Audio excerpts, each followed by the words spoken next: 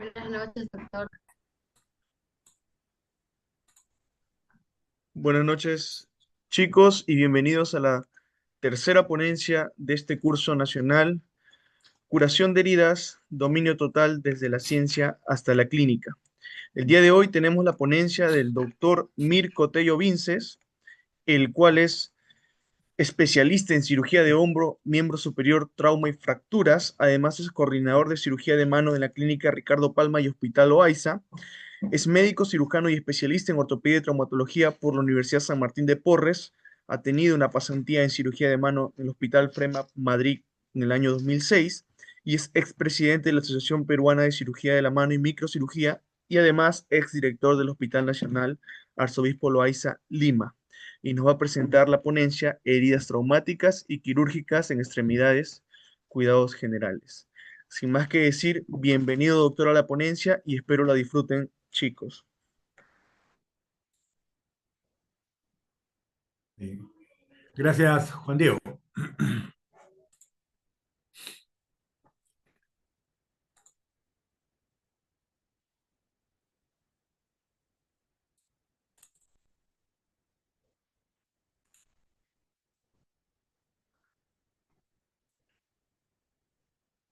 Confírmame, por favor, si se ve en modo...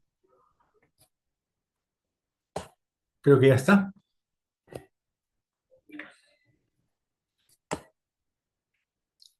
Ahora sí, ahora sí, Sí. doctor. Bien. Bien, ante todo, entonces, buenas noches a todos los asistentes.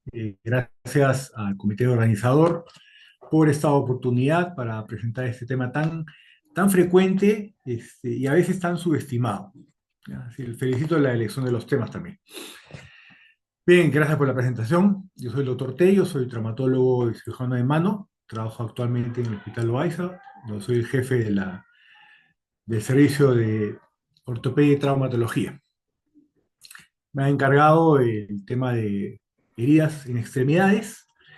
Así es que lo que voy a hacer es presentar una visión general primero y luego un poco más específica acerca de lo que yo considero más importante en este tema y si tenemos algunos espacios para alternar alguna información y también si tienen alguna duda, estoy encantado en poder resolverla.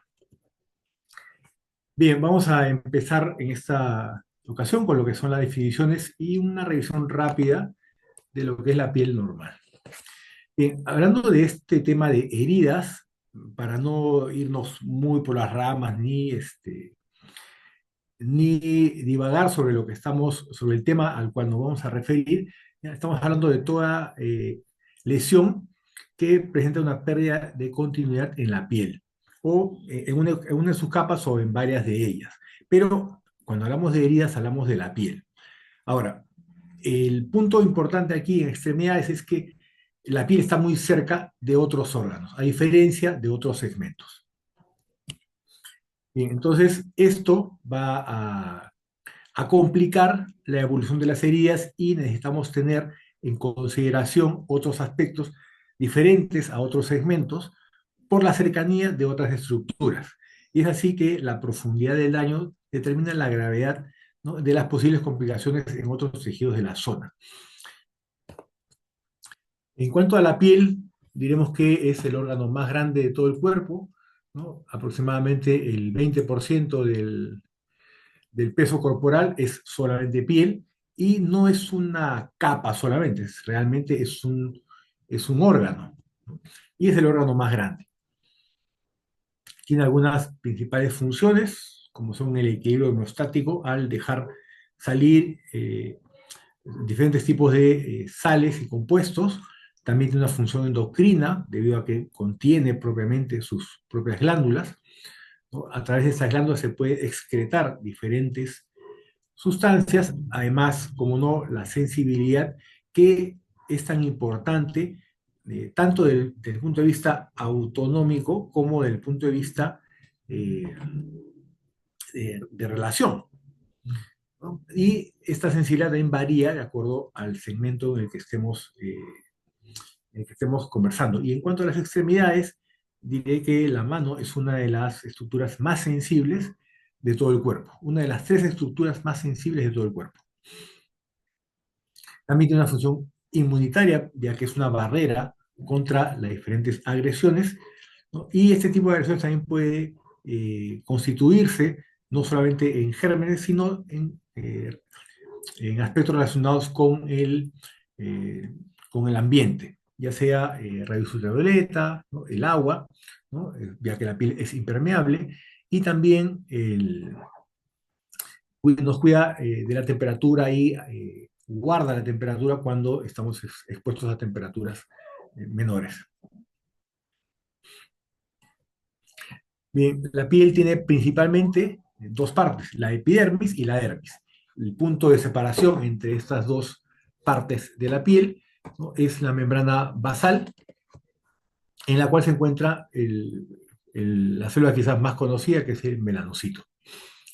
Esta, de esta segunda capa, la dermis, tiene dos partes, la parte papilar y la parte reticular, y esta separación o este reconocimiento es importante porque en ellas se encuentran dos estructuras, dos tipos de células importantes, los fibroblastos y el colágeno. El colágeno, ¿no? Es el que da la estructura, la distribución lineal del colágeno, es el que da estas conocidas líneas de Langhans, a través de las cuales siempre preferimos hacer una incisión quirúrgica para que la cicatriz posterior sea mucho más fácil de formarse y menos evidente, ¿no? Después de solucionar el proceso de cicatrización. También existen eh,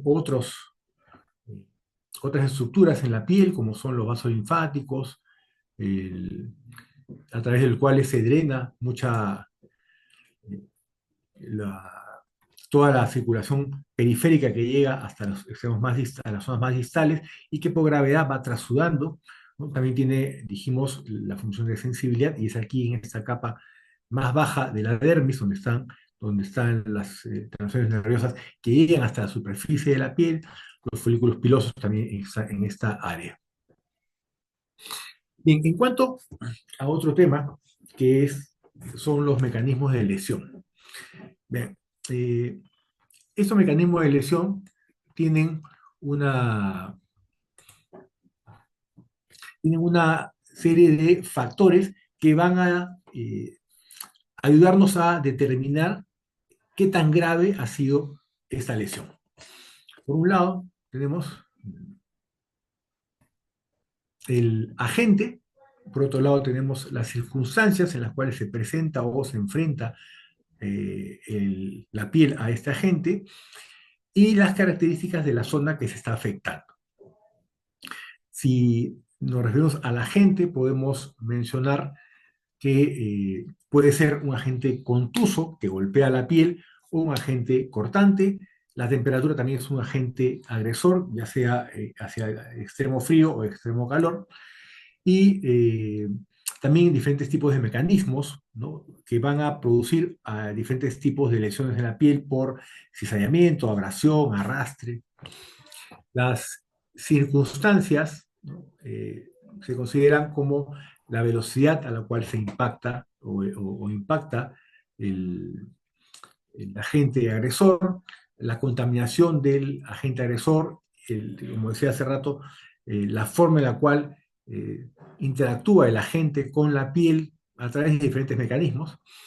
Y si vemos los factores relacionados con la zona afectada, ¿no? Entonces, a mayor fuerza, si la superficie, donde dice tamaño, se está refiriendo a la superficie donde afecta el agente agresor, a mayor tamaño, más distribución de la fuerza, y igualmente a menor tamaño de la zona, mayor concentración de fuerza en una superficie pequeña de piel y por ende mayor lesión. Si la piel está en movimiento durante el, el mecanismo de lesión, la irrigación de la zona también evidentemente va a afectar. A veces la irrigación de la zona de la herida se afecta producto del traumatismo. O sea, un impacto fuerte en una área grande puede generar una herida que en las primeras horas va a aparecer una herida solamente. Sin embargo, conforme pasan las horas, vamos a darnos cuenta que el borde pierde irrigación producto del mismo traumatismo y se complica la evolución de la herida. La afectación de planos profundos y, como decía hace rato también, la posición o el movimiento, el querer sujetarse, por ejemplo, de alguna estructura o incluso querer defendernos de una agresión, genera ciertas posiciones que deben hacernos sospechar de que el agente agresor ha dañado a veces más estructuras incluso que las que son evidentes, ¿no?, en la primera evaluación.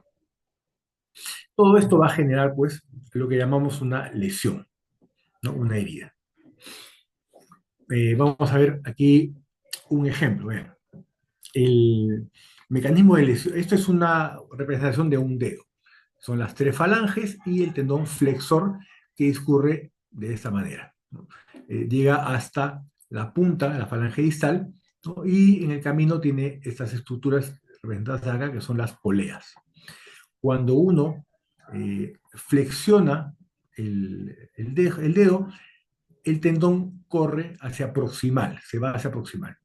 Si uno recibe una herida, ¿no?, en esta posición, como por ejemplo, desde hace rato, si uno intenta sujetar, por ejemplo, por defenderse, un cuchillo, ¿no?, y este cuchillo sale bruscamente, lo que va a generar es un corte en el tendón.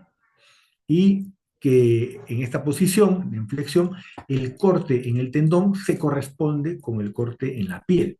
Sin embargo, cuando el paciente llega a la urgencia, lo que vamos a tener es un posicionamiento del tendón lejos de la lesión. Vean, los extremos del tendón representados en las flechas rojas, ¿no? Se ha separado el cabo distal y el cabo proximal, ¿no? Y la lesión ha sido a nivel de la mitad de la falange proximal. Entonces, podríamos pensar que no ha habido otra lesión. Por eso es importante determinar cuál fue el mecanismo de lesión y no solamente quedarnos con la idea de que es una herida o una simple herida, porque aún hoy en día siguen pasando desapercibidas muchas de estas lesiones, a pesar de ser un mecanismo perfectamente comprensible y no muy difícil de interpretar. Pero esas cosas suceden y por eso es que las heridas deben analizarse en el contexto en el cual sucedieron los accidentes. Bien, a continuación vamos a ver rápidamente el proceso de cicatrización. Se denomina a este proceso de cicatrización, el proceso por el cual se produce la reparación de una herida con tejido fibroso a través de toda una cascada de eventos celulares y eventos moleculares, con movilización tanto de células como de diferentes sustancias, sobre las cuales no vamos a detallar, y el resultado de esto es un tejido fibroso. El tejido fibroso que se forma en la piel no tiene funciones de piel, no tiene todas las funciones de piel, puede tener la función de cobertura, pero no es piel, es tejido fibroso.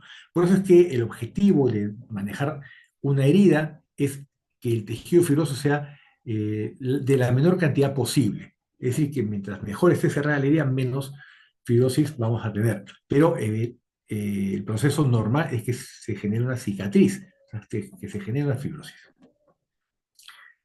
Bien, entonces, ¿cuáles son los tipos de cicatrización?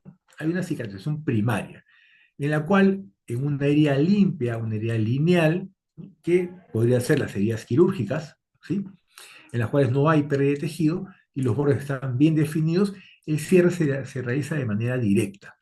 Si es una herida quirúrgica, a través de una sutura, y el resultado es una cicatriz lineal, en las cuales el espacio entre ambos bordes de la herida, ¿no?, es mínimo y se produce una cicatriz, un tejido fibroso, que a veces incluso es muy poco perceptible.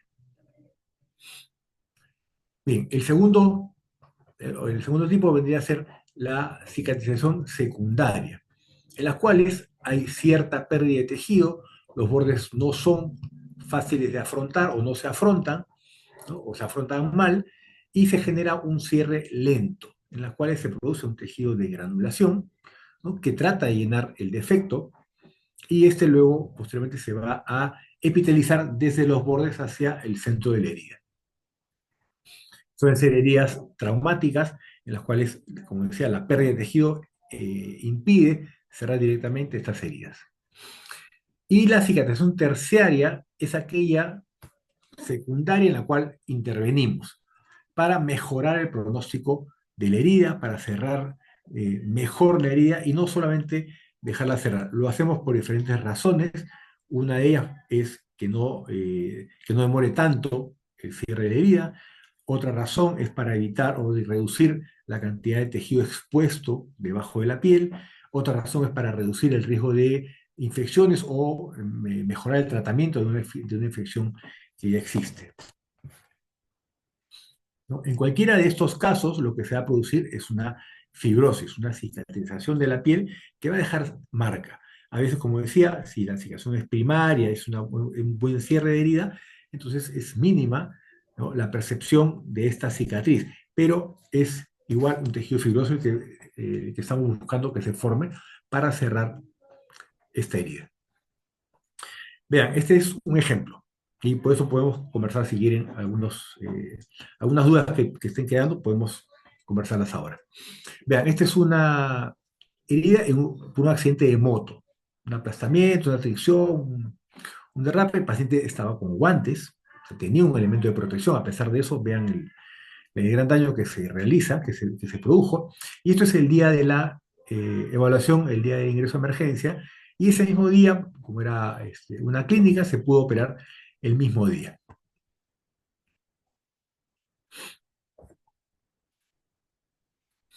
Esto es más o menos a los 10 días, ¿no? Ya, además, como ven aquí, acá tiene un fijador externo. O sea, este tipo de lesión además se acompañaba de una lesión ósea. Entonces, esta es la herida, más o menos, a las 2 semanas de la cirugía.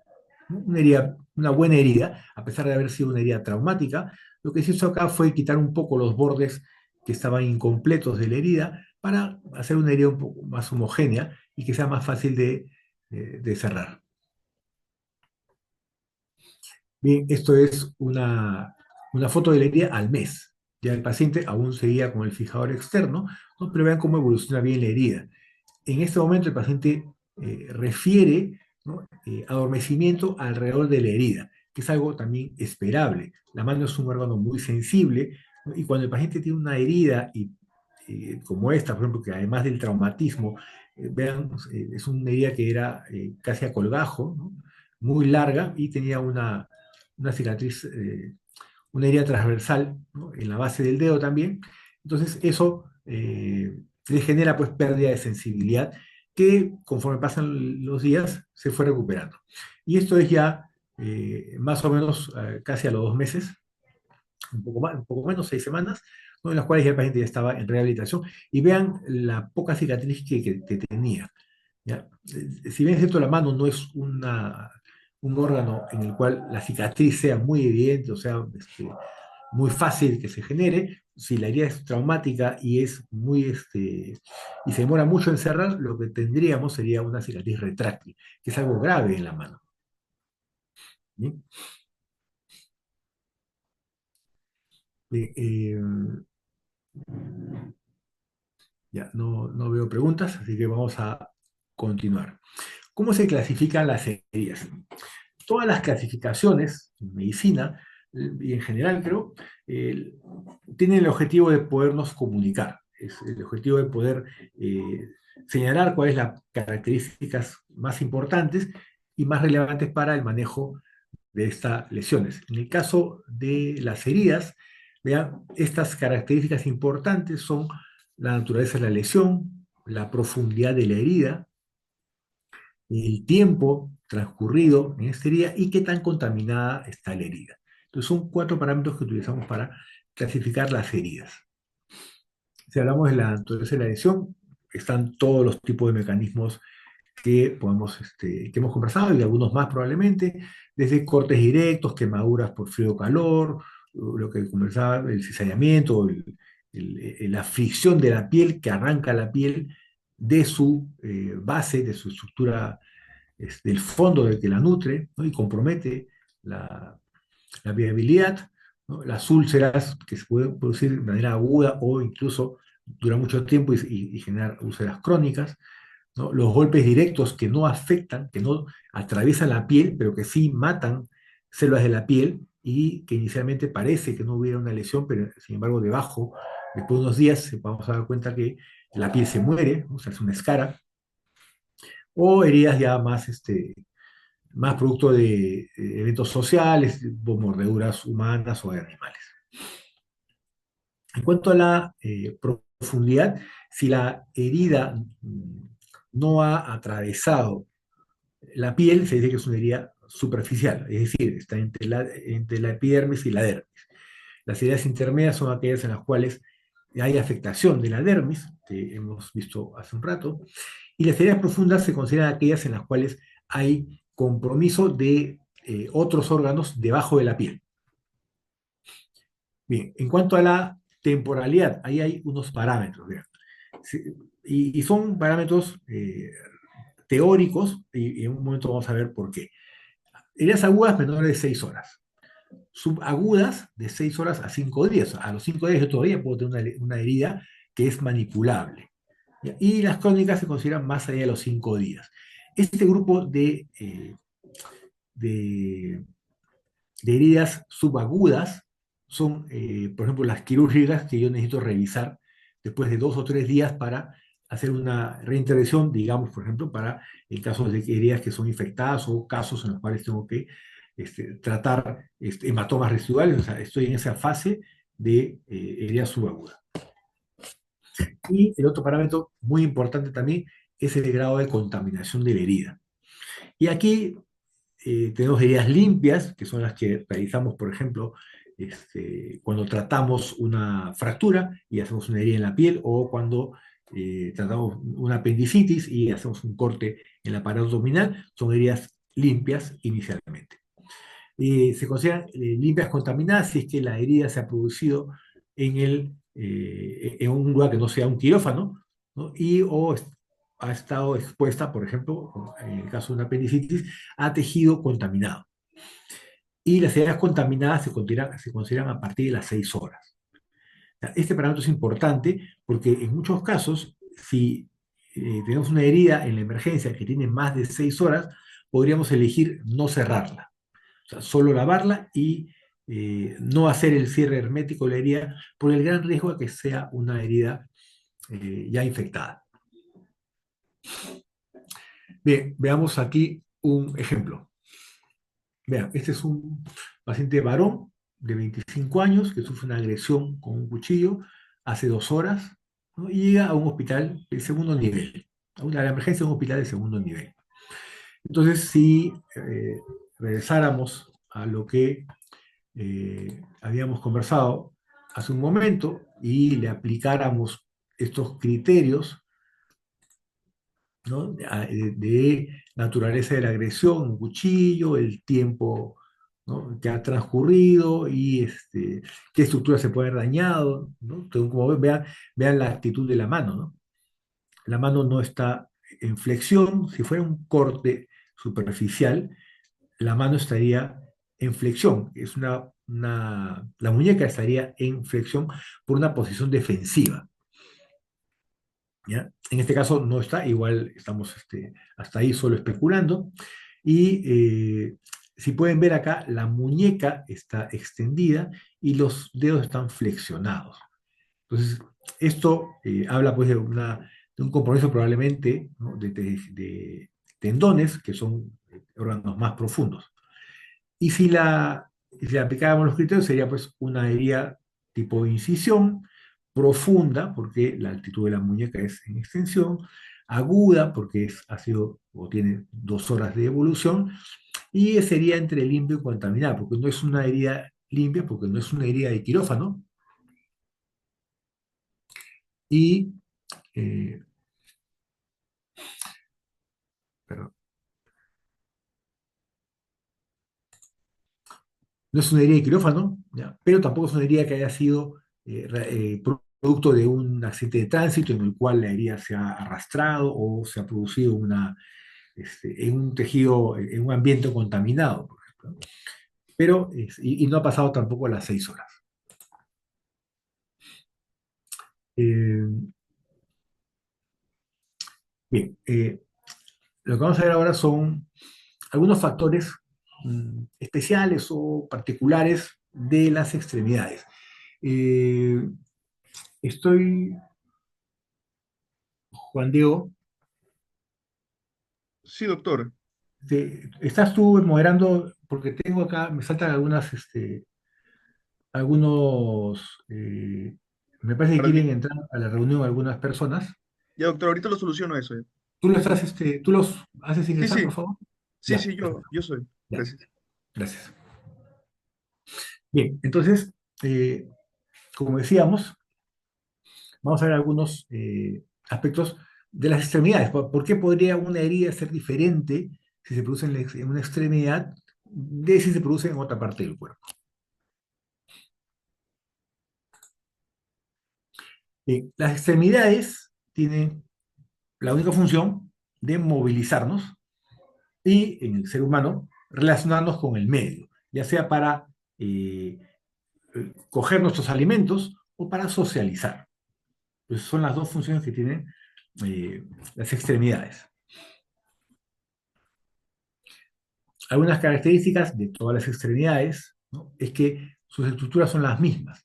Existe hueso, existe músculo, tendones, vasos, nervios y la piel. Existen venas, arterias y nervios que casi siempre van juntos, ¿no? Eso le llamamos el van, ¿sí? Y este van, la mayor parte del tiempo está más pegado al hueso que a la superficie. O sea, los vasos son y van pegados al hueso y no superficiales, excepto en algunas ubicaciones que por una cuestión anatómica es así. ¿Ya? Hay muchas venas superficiales, ¿ya?, con lo cual es fácil que haya sangrado de las extremidades. Sin embargo, la mayor parte de las veces no es un sangrado que ponga en riesgo al paciente. Y sobre todo las extremidades son estructuras móviles. Este factor es muy importante comparativamente con otras zonas, porque el manejo que hacemos de las heridas, ¿no?, debe considerar, ¿no?, que esta estructura se va a mover. Con lo cual deberíamos quizás agregar algún manejo diferente al que hacemos en otras áreas. La topografía en el cuerpo es importante para todos y está en relación a que debemos recordar que en ciertas áreas existen ciertos órganos. Sucede igual en las extremidades. Las extremidades las hemos separado de diferentes maneras, ¿no? La, esta, esta separación topográfica tiene la intención de recordarnos que debajo de esta señalización existen diferentes estructuras que debemos considerar si tenemos una lesión o vamos a trabajar en la piel de esa zona. Y vamos a ver lo importante que puede ser esto.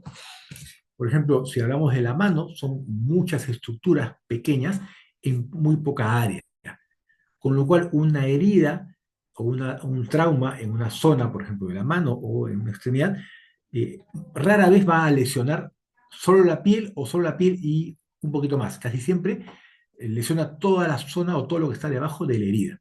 Entonces, siempre hay que tener en cuenta esta, esta consideración, ¿no?, para enfrentarnos de manera exitosa a las heridas y no distraernos con la herida y que luego tengamos una sorpresa, una mala sorpresa, ¿no?, en la evolución del paciente. Vean, un ejemplo. Varón, 58 años, diabético, mal controlado, una herida se le produjo mientras pescaba. ¿Ya? Él había cazado y es médico. O sea, ese es un gran factor de riesgo acá. Había pescado una raya. Eso es una raya, una mantarraya. Y era pequeña, entonces la pensaba devolver al mar, pero entonces antes de volver al mar se quiso tomar una foto con la mantarraya.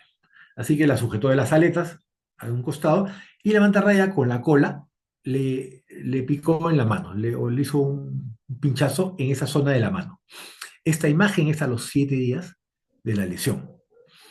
Él, siendo médico, decidió tomar un antibiótico y evaluar cómo seguían los siguientes días. Fue visto al tercer o cuarto día por un colega e intentaron hacer una debridación y llegó así a la semana. Eh, eh, ya era, ya era diabético, empezó a tener alteraciones en la glicemia e hizo una descompensación sistémica, incluso terminó dializado. A las 2 semanas había perdido mucho tejido por necrosis, ¿no?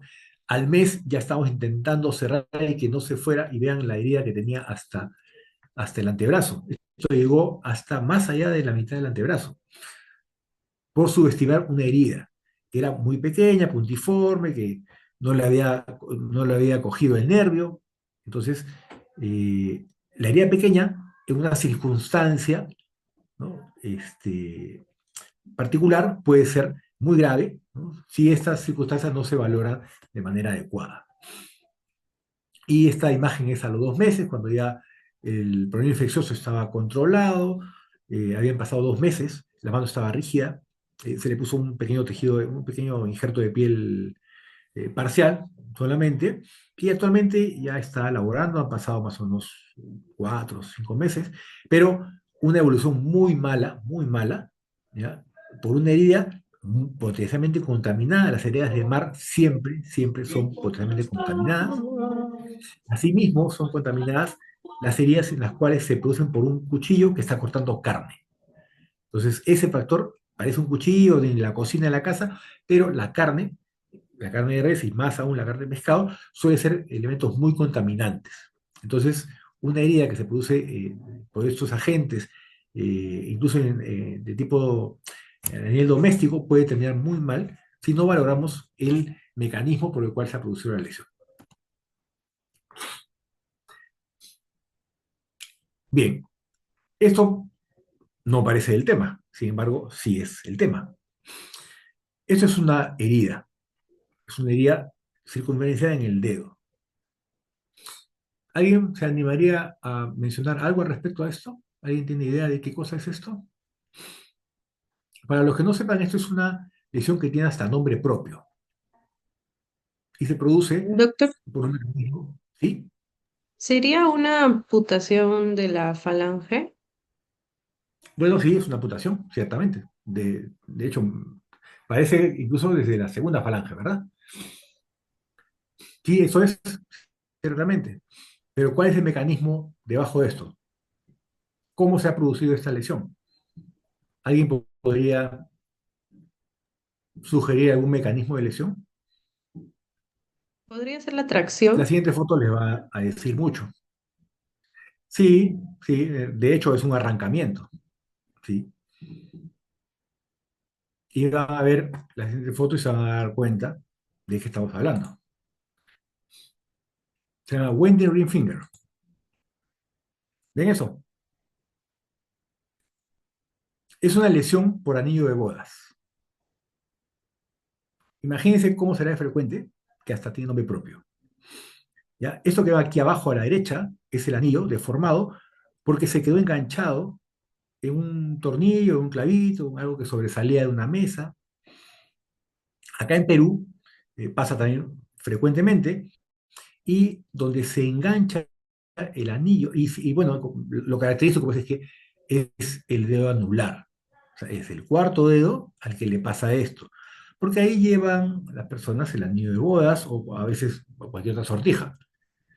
Entonces, y esta sortija se termina enganchando, acá en Perú sucede mucho cuando los pacientes, las personas bajan del autobús y se cogen del pasamanos y a veces sobresale un remache, un tornillo, ¿no? Y se queda enganchado el anillo y el paciente se baja y se arranca el dedo, literal. Pasa también cuando están arreglando algo en la casa y una cortina, por ejemplo, y se queda enganchado un tornillo, o se sujetan de un muro para bajar y se queda atrapado el anillo y les arranca el dedo. Entonces, esta imagen que ven acá yo debo ver más o menos unas 4 o 5 al año, así. Pero debo ver unas 10 no tan graves, en las cuales se ha arrancado, se ha remangado prácticamente la piel del dedo, ¿no? Y dentro de recuerden, dentro de las características de la piel recibe su nutrición desde abajo, desde las capas más profundas de la piel, de la hipodermis, donde están los vasos. Cuando esta piel se remanga de esa manera, se llama degloving, un desenguantamiento, que puede producirse aquí, por ejemplo, desde solo en el dedo, producto de un anillo, o en accidentes laborales, en los cuales la mano queda atrapada en una máquina, ¿no? Y el paciente, por jalar fuerte, termina desenguantándose, ¿no? En la mano. Es un degloving. Entonces, lo que nosotros vemos es que el paciente vuelve a ponerse la piel en su lugar y tenemos una herida circular, como la que se ve aquí en la base del dedo, ¿no? Una herida circular, acá en la imagen de la derecha. Entonces, si no estuviese amputado el dedo, solo veríamos una herida circular. Sin embargo, esto ha comprometido la parte más profunda de la piel y se va a morir. En este caso, es el ring finger, casi siempre lo que sucede es que si la piel si no ha terminado en una amputación como esta, lo que sucede es que con los días se necrosa todo el dedo porque están rotos los vasos terminales, las arterias digitales. ¿No? Y estas lesiones, además, ya como una cosa adicional, como son arrancamientos, como decía la colega, no son tributarios de reimplantes. No son lesiones en las cuales el paciente llega con el dedo, llega con la mano en buen tiempo, pero el mecanismo de arrancamiento no es una contraindicación para reimplantes. Entonces es muy raro que podamos salvar estos dedos después de este tipo de lesiones. Doctor, Bien, buenas noches. Disculpe, sí, hola. referente entonces a lo que es la clasificación de herida, entonces esa imagen iba yo, es cizallamiento. No, es un arrancamiento. Ah, ok, vale. El cizallamiento en realidad como el pellizcamiento de la piel, ¿no? En las cuales lo que se muere es la piel que ha sido atrapada por el agente, ¿no? Suele ser lesiones industriales, ¿no? Esto que yo hablaba acá de desenguantamiento, por ejemplo, también puede suceder, ¿no? En traumas severos de extremidades, pasa también en el pie, en los cuales el uso de estas botas de protección de fierro, ¿no? Cuando el paciente sufre una fricción, el pie en realidad está protegido, pero a veces la fuerza hace que el pie siga girando dentro del zapato. Y lo que tenemos es un pie muy hinchado, sin pérdida, sin solución de continuidad, que conforme pasan los días, la piel que ha sufrido este cizallamiento, o sea, este arrastre sobre la parte ósea, o sobre su base vascular, ¿no? Termina presentando una escara, o sea, muriéndose conforme pasan los días. Creo que vamos a ver un caso más adelante. Bien, entonces, ¿cuáles serían los principios para el manejo de las heridas en las extremidades? Debemos recordar que estamos ante un paciente, o sea, no estamos ante una herida en un segmento, es un paciente. Entonces, a veces la herida es muy aparatosa, ¿ya? Pero si es una herida muy traumática, o sea, una herida, nosotros decimos, de alta energía, casi siempre tiene otras lesiones concomitantes que acompañan.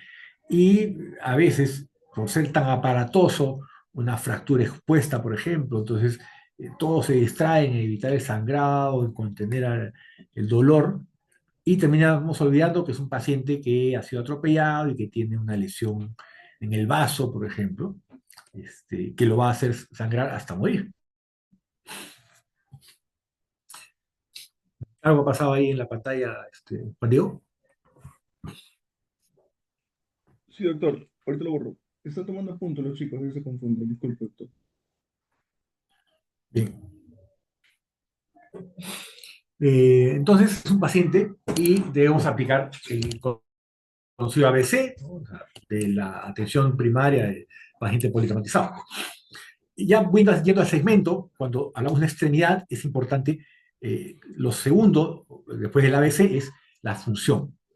Y la función del segmento, más allá de la herida, va a estar, en caso de extremidades, determinado por la viabilidad del segmento. Entonces debemos cotejar que el paciente tenga un sangrado adecuado en la parte distal de la extremidad.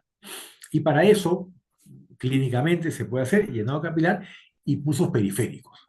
Siempre debemos revisar llenado capilar y pulsos periféricos. Y además de revisarlo, consignarlo en la historia clínica.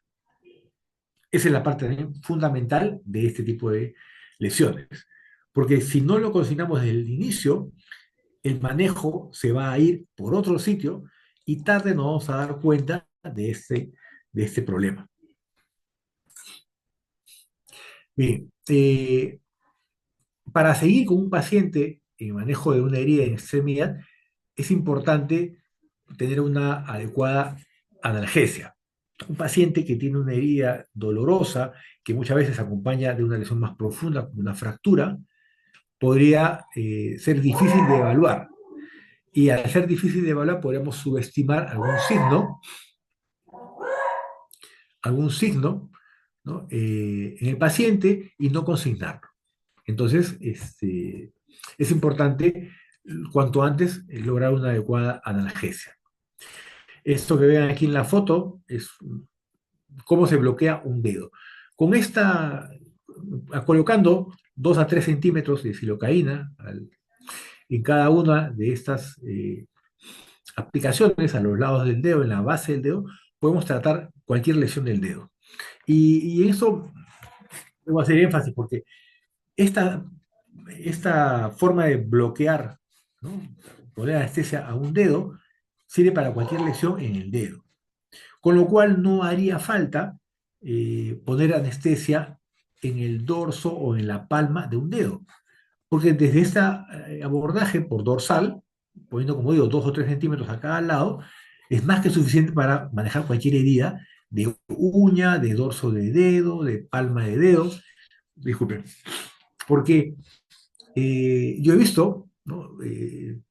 Colegas poniendo anestesia en el dorso del dedo o en la misma yema del dedo. Eso es terrible, duele muchísimo. ¿Ya? Y es innecesario hacer pasar al paciente por eso. Así que esta forma de bloqueo es muy adecuada para cualquier lesión del dedo. Y también se puede hacer un bloqueo a nivel de la muñeca. ¿Ya? Eso no es difícil de revisar. Y con eso tenemos también, podemos cubrir cualquier área de la mano. Ya teniendo bien anestesiada la zona, lo que corresponde hacer es un lavado precoz. No debe diferirse el lavado.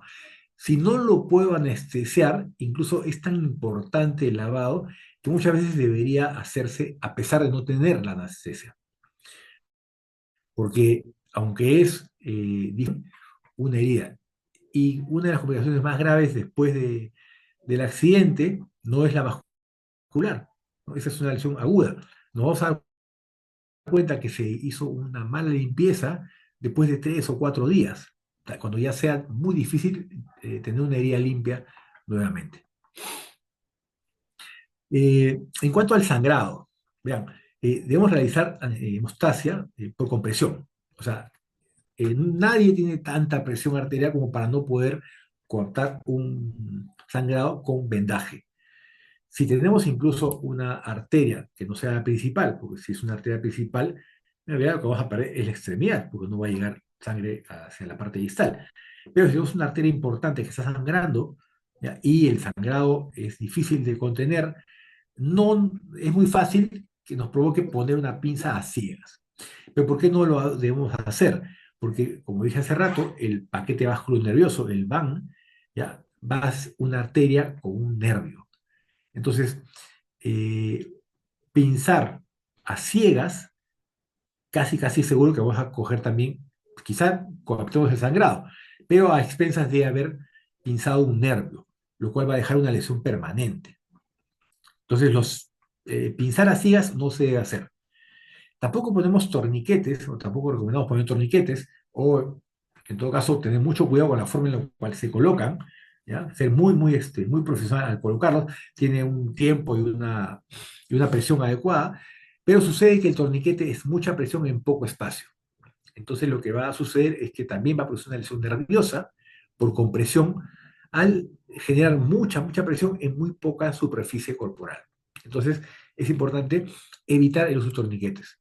Y como decía, un vendaje compresivo ya, suele coaptar cualquier sangrado. Luego de esto, lo que debemos hacer es afrontar la herida de la piel. O sea, no hace falta cerrar herméticamente ni cerrar perfecto. O sea, quizás el manejo de emergencia no sea el lugar para hacer un cierre perfecto si es que tengo una herida muy grande o un paciente que tiene otras lesiones que requieren priorizarse. Con lo cual, un buen lavado, ¿no? Con asegurar la hemostasia y un afrontamiento de piel sea suficiente para dar tiempo en un segundo momento, mientras la herida todavía está limpia, realizar un cierre definitivo. Lo que mencioné, los apósitos compresivos, y, eh, y también debemos, hablando de extremidades, ayuda mucho inmovilizarlas. A diferencia de otros segmentos, las extremidades se mueven. Entonces, a veces el cierre de la herida se ve limitado porque es una zona de extensión. Entonces, si dejamos al paciente suelto con una herida recién suturada, lo más probable es que se pueda soltar o pueda activarse nuevamente el sangrado. Para lo cual utilizamos o se recomienda el uso de férulas o entablillamientos, ¿no? De acuerdo a qué lugar estemos tratando estas lesiones. Y bueno, finalmente, el tip sería esto, Camay. No sé si, no sé si todavía algunos recuerdan, había una marca de jabón acá en Perú que se llama Camay. Y ese es un tip muy antiguo. Esto representa que el paciente debe ser atendido siempre en camilla, ¿ya? Incluso a veces provoca sentarlo nada más. Sin embargo, un paciente con una herida potencialmente sangrante, ¿no? Está mucho más cómodo en una camilla y también quien lo atiende también eh, está más cómodo cuando el paciente está a una buena altura. Y es más fácil que el paciente tenga apoyado el brazo y evitar movimientos abruptos. Lo segundo, como comentamos, es la anestesia. Un paciente con dolor es difícil de evaluar y es difícil de tratar y de lavar. Entonces es importante eh, tener una buena anestesia. El tercero, la M es el manguito de isquemia. Se puede usar el manguito del, del tensiómetro o un torniquete especial para extremidades o finalmente un vendaje compresivo. Pero es importante conseguir una buena isquemia. Decía, el objetivo de esta primera intervención es tener una herida limpia.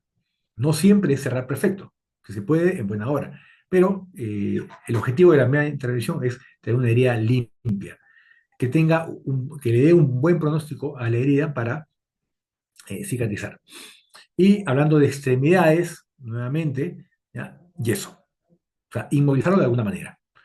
Las extremidades, los traumas de extremidades muchas veces se acompañan de traumas más profundos, ¿no? Y mantener al paciente inmovilizado, aunque no tenga una fractura, ayuda mucho a controlar el dolor y poder evaluar mejor al paciente en las siguientes horas. Acá he puesto la palabra yeso, sin embargo no estoy hablando de un yeso cerrado, me estoy refiriendo a una férula. Y hablando de férulas, cada segmento tiene su forma de entablillarse, su forma de inmovilizarse, que debemos también siempre tener en cuenta, ya que algunas posiciones, ¿ya?, son mejores para los tipos de lesiones óseas según corresponda.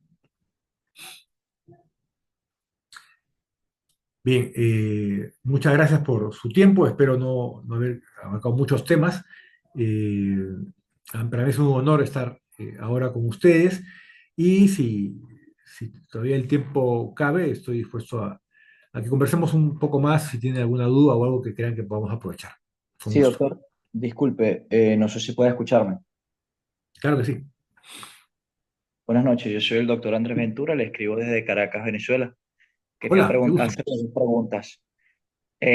Número uno, ¿cuáles son las estrategias más efectivas para la prevención de infecciones en heridas traumáticas y quirúrgicas en extremidades? Y a su vez, ¿cómo estas se pueden adaptar a diferentes contextos clínicos y poblaciones de pacientes según su perspectiva y según la medicina basada en la evidencia?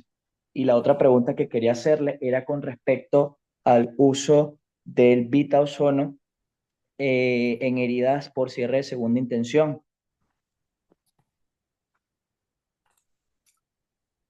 A ver, en la primera parte, ¿cuáles son las estrategias? Yo creo que lo más importante es la atención precoz. ¿Ya?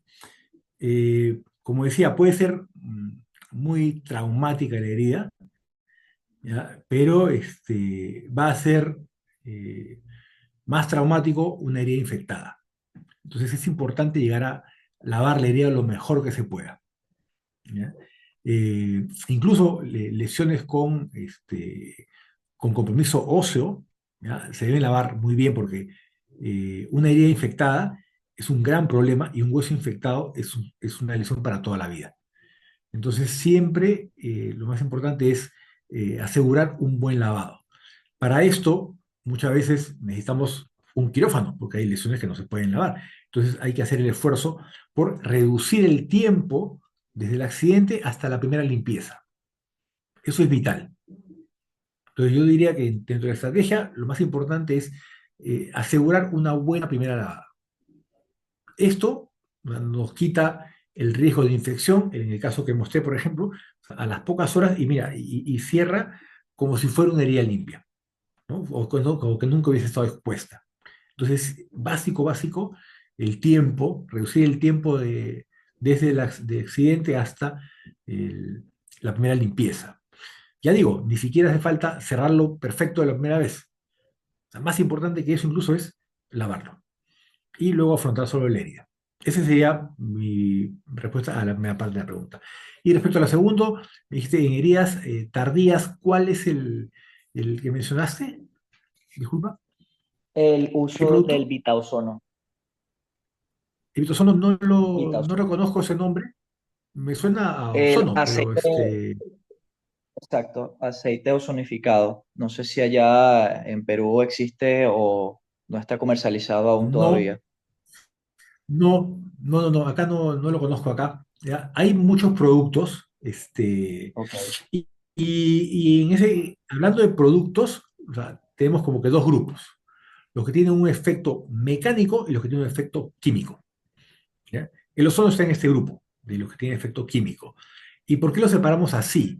Porque las heridas se contaminan en macro y en micro. Y la primera parte es quitar todo el detritus, o sea, todo el tejido que no sea viable y todo el detritus que ha llegado con la lesión. Entonces, para eso, acá tenemos, y creo que también allá, el sistema de presión negativa, ¿no? Estas esponjas que se ponen sobre la piel, sobre la herida, para hacer succión sobre la herida de manera hermética. Ahora, eso es es una ventaja para el manejo de las heridas, sin embargo, no es absoluto. Yo iba a decir me he criado, pero yo he crecido y mi carrera la he hecho sin esas herramientas.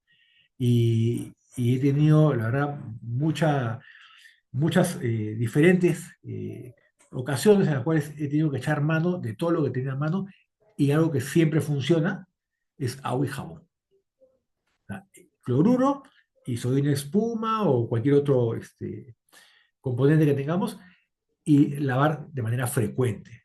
O sea, eso es lo que no debemos subestimar. Una herida que queremos que cierre debe estar limpia. Entonces, más allá de todos los productos que actualmente nos venden, ninguno de esos es indispensable. Y van a verlo más adelante en otras charlas, que incluso pie diabéticos no requieren, ayuda, seguro que ayuda. Pero a la postre, si no hay, tampoco es una razón para no lavar al paciente o no lavar una herida. Y el tejido va a ir respondiendo. Pero o sea, nosotros hacemos nuestra parte, que es de dar un lecho lo más limpio posible, sin dañar la irrigación, y el cuerpo va a hacer lo suyo.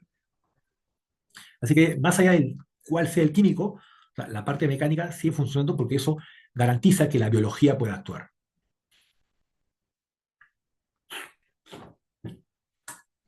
Muchas gracias, doctor. Un gusto. Listo, doctor. Tenemos la pregunta de la compañera Brigitte. Brigitte, haz tu pregunta.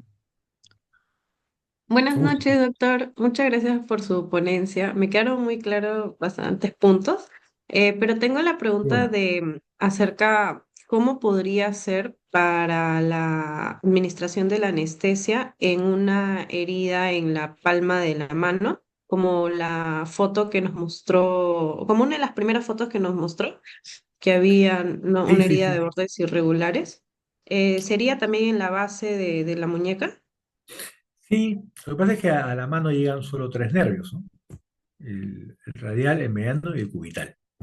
Y los tres nervios a nivel de la muñeca son fáciles de ubicar y no tienen ramas muy distintas. Hay una rama interósea posterior que no es muy frecuente y que no hace falta incluso bloquearla. La técnica, déjame ver si, ¿dónde estoy aquí? No sé si me pueden hacer caso. Ya, vean, me estoy quitando el reloj de este lado y esta es mi muñeca. Vean, entonces, debajo del pulgar aquí en la muñeca, ¿ya? Voy a acercarlo, acá está la apófisis estiloides del radio. El hueso que está acá es el cúbito, el del meñique, y este es el radio. Entonces, en esta prominencia ósea, que es muñeca, no pulgar, no en metacarpianos, no en esta aquí se puede peñiscar la piel. ¿Vean? Esto que se peñisca, ¿ya? Justo encima de las esteroides, se peñisca y se pone de manera subcutánea. Aquí, subcutáneo, 5 centímetros de silocaína. ¿Ya? Aquí, justo en este hueso, subcutáneo. ¿Ya? Es más fácil que poner incluso una vía en este lado, porque es subcutáneo, ahí nadie falla. ¿Ok? Ese es un punto. Ese es el nervio radial. ¿Ya? Y va a darnos anestesia a todo el dorso de los primeros 3 o 4 dedos. ¿Sí? El segundo punto es aquí abajo en la palma de la muñeca.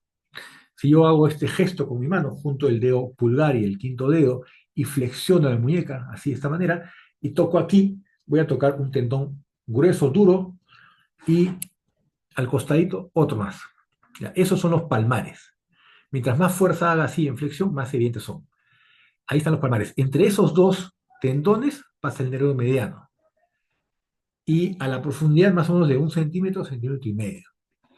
Entonces, ahí, acá es subcutáneo, habíamos dicho en el radial, aquí en la palma, en la muñeca, entre los dos palmares, es perpendicular. Aquí entra la aguja así, perpendicular, en el centro de la muñeca.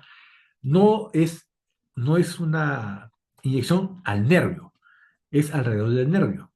Pero se hace en esta zona porque antes de que entre el nervio al túnel del carpo, ¿no? Está cómodo, es fácil llegar ahí y se lo puede ahogar, decimos, ahogar en silocaína. Le damos 5 o 7 centímetros de silocaína aquí. Y el otro punto para el nervio cubital, vean, en la base, debajo del meñique, parecido a este lado, al radial, pero en el lado del meñique aquí, se hace un puño fuerte y mueve la muñeca, acá hay un punto que no se mueve. Es un huesito duro, ese es el pisiforme. En ese hueso pisiforme, si se hace un puño fuerte, acá abajo hay un tendón. Al paciente no le puede decir que haga puño fuerte, tampoco le va a decir que duele la muñeca. Por eso tienes que examinarte en tu propia mano varias veces para que lo puedas notar en un paciente que está relajado o un paciente que está con dolor. Entonces, volviendo al punto, debajo de este hueso que es el pisiforme está este otro tendón grueso y en este punto la aguja va así, perpendicular a través. ¿Por qué? Porque va detrás de ese tendón. Va más o menos 2 centímetros de profundidad. Acá primero hay que aspirar antes de inyectar. ¿Por qué? Porque aquí va el nervio al lado de la arteria, el nervio cubital y arteria cubital. Entonces, si yo inyecto la silocaína, o a veces incluso bupivacaína, y lo inyecto en el torrente arterial, puedo producir una gran complicación del paciente, una complicación cardíaca. Entonces, casi siempre usamos silocaína. Pero entonces, antes de poner acá, se aspira. Si no estamos en arteria, entonces inyecto 5 centímetros. Entonces me interesa hacer 5 en el radial, 5 en el mediano, en el centro de la muñeca, por palmar, y 5 en el lado cubital. Ahí tengo 15 centímetros. A veces vale la pena poner aquí atrás en el dorso de la muñeca, en el centro justo ahí, también subcutáneo, los otros 5 centímetros. Y a eso le damos unos 10 minutos mientras vamos lavando al paciente poco a poco y tienes garantizada la anestesia en la mano. Entonces, no lo puse en foto y me disculpo por eso porque debe haberlo puesto, pero esa es la técnica.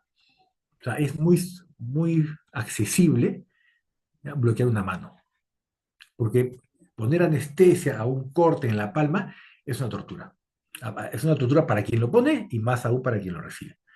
Entonces, vale la pena revisar eso, no es difícil de encontrar y hay que empezar palpándose uno mismo la muñeca por ambos lados para familiarizarse con la topografía. Pero no es difícil. Sí, muchas gracias, doctor, por esa información. Ahora entiendo por qué cuando roté en un hospital acá de Lima, cuando le Sí, inyectaron la lidocaína al costado de los bordes de la herida del paciente, luego pues suturarlo y colocarle la anestesia le causó dolor, suturarlo igual dolor y yo claro. también me preguntaba por qué, ¿no? Si ya habían pasado varios minutos y el doctor que le había administrado la anestesia contó, ¿no? 2 minutos, 3 minutos, le preguntó al paciente, ¿todavía siente dolor ahí? Y sentía dolor y eso también me confundió, pero ahora entiendo que es por la Y administración en el punto de la herida. es muy difícil suturar, o sea, anestesiar una herida. Sí, es muy difícil. En cuero cabelludo lo hacemos con mucha frecuencia, pero la sensibilidad en el cuerpo humano, o sea, los tres lugares donde hay más sensibilidad en todo el cuerpo es la mano, la lengua y los genitales. O sea, la mano, que es una de las lesiones que más suturamos en emergencia. Entonces vale la pena revisar esta técnica porque es muy, muy efectiva y no demora nada. No demora nada. Muchas gracias, doctor. Y disculpe, ¿existirá Sí, alguna fuente donde pueda encontrar como cuánto volumen de lidocaína administrar por cada región del cuerpo que quiera anestesiar? Infiero que depende obviamente, de la localización de la extensión, ¿no? Por ejemplo, sí, nos mencionó que en la falange era de 2 a 3 por jeringa y en la mano hasta 15, 5 de cada punto, ¿no? De inserción. sí. Mira, la dosis tóxica de silocaína al 2 por mil, que es como, o sea, 2%, es 2 frascos. Es un montón.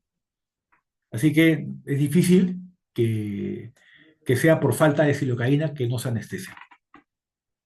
¿Ya? Así que hay técnicas quirúrgicas que en traumatología están muy de moda hace un tiempo, ¿no?, por los cuales se trata de hacer mucha cirugía, ¿ya?, solo con anestesia local, se llama Wallant, que es una anestesia para también inhibir el sangrado. Y en esos casos usamos casi los frascos completos. Entonces, cualquiera que sea el segmento, no requieres usar más de un frasco. Y si por ejemplo es una herida grande en el brazo, por ejemplo, y te da para hacerlo inyectando peri o alrededor de la herida, y por el tamaño de la herida está demorando, lo puedes volver a infiltrar, ¿no?, porque además dura 1 hora, más o menos el efecto de la silocaína. Si estás con torniquete, si estás sin torniquete, puede durar menos, ¿ya? Pero podrías volver a infiltrarlo una segunda vez. O sea, el volumen no va a ser el problema. Casi siempre el problema es dónde le pones la anestesia. Y si Ok, doctor, en tu gracias. pregunta respecto a dónde leer eso, la verdad que ahora te puedo dar 2 o 3 nombres de libros, pero la verdad es que pones en internet y le pones una terminación de una revista científica y te sale. Muchas gracias, doctor.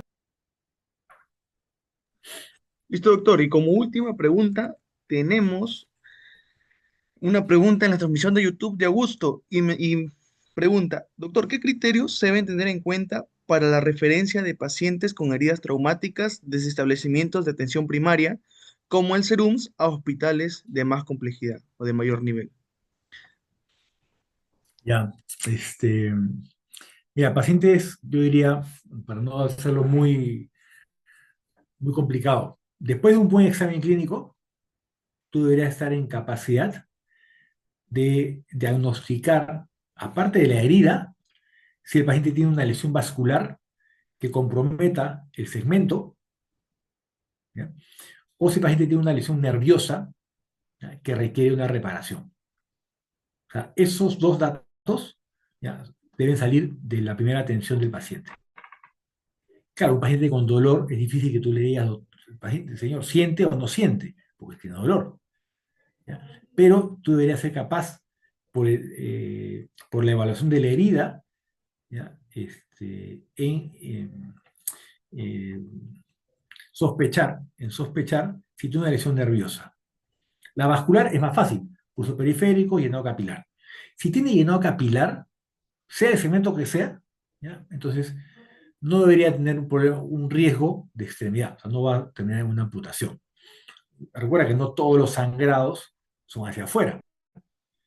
A veces el mismo daño vascular genera un espasmo que en el momento agudo no se evidencia, la pérdida de continuidad.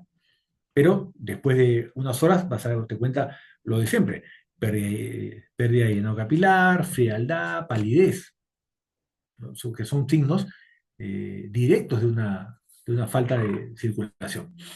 Ese sería el primer criterio. Si no hay un daño, si hay un daño vascular evidente, el paciente tiene que ir o nervioso, tiene que ir a ser referido. El segundo caso sería un paciente descompensado, o sea, que por el tiempo que ha demorado en llegar al centro, ya a ti te ha llegado una herida en un paciente descompensado. O sea, ahí no vas a conseguir pulso, no vas a conseguir sensibilidad, es un paciente chocado. Tienes que referir. Hablando de heridas, esas serían las dos. Y ya que estamos hablando de trauma, también sería obligatorio considerar el síndrome compartamental. El síndrome compartamental es un tipo de trauma que no siempre eh, va asociado a fractura. O sea, puede ser un golpe muy fuerte que genera un síndrome compartamental, que es el aumento de la presión en un compartimento. Y esto lo que hace es que poco a poco va estrangulando la arteria. Primero la vena y luego la arteria. Y el cemento pierde irrigación. Entonces, ante la sospecha de que puede tener un compartamental, también hay que mandarlo. ¿Y cómo lo sospecho? Decimos un dolor desproporcionado con la lesión. ¿Te das cuenta? Es una frase muy subjetiva. O sea, un dolor desproporcionado con la lesión. O sea, si yo tengo un paciente que tiene una fractura de pierna, le tiene que doler. Y si yo lo muevo, le va a doler. Si lo toco, le va a doler. Entonces, ¿cómo sé si la fractura o es el compartamental? Entonces, una fractura que está inmovilizada con una buena férula, ya no duele. Ya no duele. Entonces, una hora, 2 horas, el paciente ya no tiene dolor. Se puede quejar del trauma, seguramente, pero es un dolor, digamos, normal. Entonces, cuando digo dolor desproporcionado con la lesión, quiere decir que es un paciente al que se le daba el analgésico, se lo va inmovilizado, y el paciente se sigue quejando de que le duele, le duele, le duele. Entonces, eso me obliga a examinar el tejido, el cemento. Porque si se está generando un edema muy tenso que no me va a dar tiempo, de repente, si yo quiero diagnosticar un comportamental, lo voy a diagnosticar para las 6 horas. Pero 6 horas de isquemia, más unas 4 o 6 horas más de viaje, esas son 12 horas, esta pierna se va a perder. Entonces, ese es el otro criterio. O sea, si yo sospecho que puede ser un comportamental, lo tengo que mandar. Lo tengo que referir antes que tenga el comportamental. Es mejor una derivación de más que una de menos, porque el paciente lo justifica y pasa seguido, pasa más seguido de lo que cree. O sea, vemos que llegan al hospital, ya, pacientes con 12 horas, 18 horas de evolución, con comportamentales ya establecidos. Entonces, son cosas que se deben sospechar. O sea, lamentablemente, no puedes esperar diagnosticarla, porque si diagnosticas un comportamental, lo tienes que tratar. Y eso ya es un tema legal. O sea, si diagnosticas un comportamental, no lo puedes derivar a ningún lado. A no ser que estés seguro que en una hora alguien lo va a operar. Entonces, es un tema legal delicado. Así que en estos casos, ante la sospecha, se tiene que derivar. O sea, no puedes esperar tener el diagnóstico claro, porque cuando lo tengas claro, ya va a ser muy tarde. Así que eso serán, hablando de heridas, las tres razones: lesión vascular, lesión nerviosa o un comportamental. Listo, doctor. En verdad estamos muy agradecidos por la ponencia brindada el día de hoy. Esperamos contar con su presencia en futuras ponencias y ha sido muy provechoso para nosotros. Qué bueno, Muchas me alegra gracias. mucho y yo también estoy contento de estar acá. ¿Ya? Y estoy dispuesto a colaborar cuando haga falta. Un abrazo a Muchas todos. gracias, doctor. Muchas